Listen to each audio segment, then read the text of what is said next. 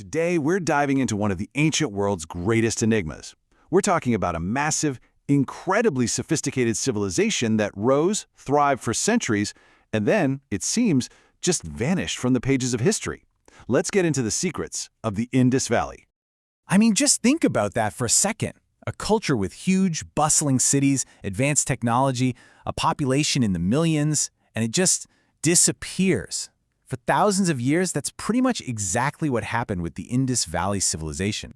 And look, this was no small-time kingdom. We're talking about a true Bronze Age superpower. At its absolute peak, its territory was bigger than its more famous neighbors, Egypt and Mesopotamia, put together. It covered this huge stretch of what's now modern-day Pakistan and northwest India. So, how on earth does an entire superpower just get lost to history? Well, that's what we're tackling first, the incredible story of how this civilization was forgotten, and then, piece by piece, brought back into the light. You know what's really wild is how close we came to losing it all for good. In the 1840s, a British engineer sees these ancient ruins at a place called Harappa. But just a decade later, those same ruins were being carted off. Get this, nearly 100 miles of railway track were built using these priceless ancient bricks. It wasn't until the 1920s the proper archaeologists got in there and realized, whoa, this isn't just some old town, this is an entire lost civilization. So what exactly did they find? What made these people so remarkable? Well, it really all comes down to their most stunning achievement, their cities. The level of urban planning they had was, frankly, mind-blowing for the ancient world. They built these incredibly well-organized cities on grid patterns, using standardized, oven-baked bricks for everything. But the real game changer, the thing that was centuries ahead of its time, was their sanitation. They developed the world's first known urban sewer systems, with covered drains running along the main streets and wells bringing fresh water right into people's homes. This focus on public health and civic order is what really made them stand out. And if you want a perfect example of their engineering genius, you gotta look at the city of Tolavira. This was a place with very little rainfall, right? So what do? They built this unbelievably complex system of 16 interconnected reservoirs and channels just to harvest and manage every single drop of water. This was a society that was clearly planning for the long haul. So what was life actually like for the people who called these amazing cities home? What can we tell about their society, their day-to-day? Well, all the evidence points to a culture that valued order, community, and trade above almost everything else.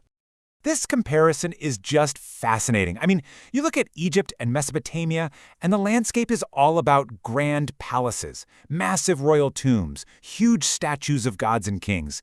Power was meant to be seen, to be monumental.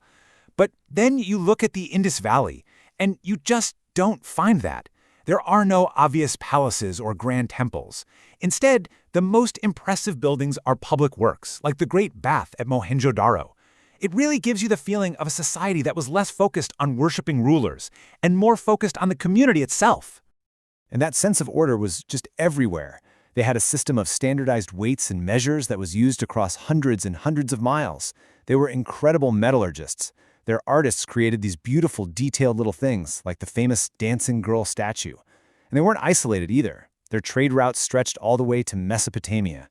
This was, without a doubt, a complex, thriving, and highly organized world.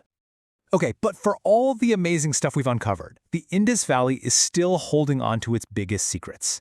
Now we get into the really good stuff, the great unsolved mysteries, the questions that keep researchers up at night. Let's start with this number, somewhere between 400 and 600.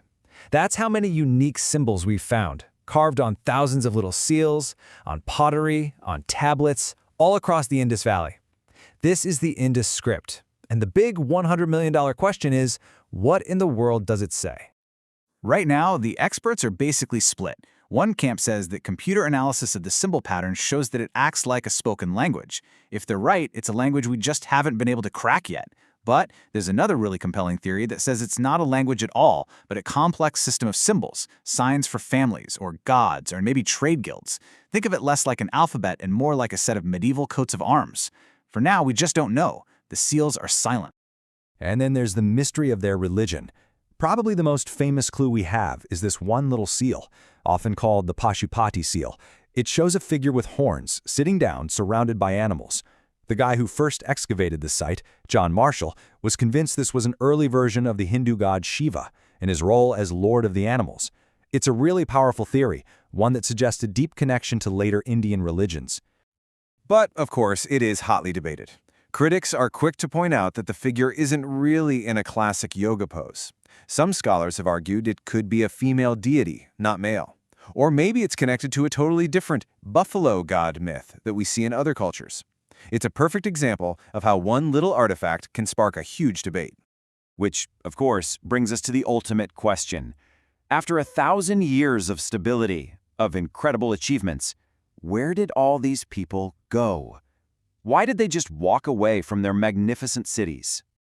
So the end didn't happen with a bang. There was no single, sudden collapse. Instead, it was a slow fade, a gradual decline that started around 1900 BCE. Over the next few centuries, the great cities slowly emptied out, and it looks like the population started moving, mostly eastward, towards the Gangetic Plain.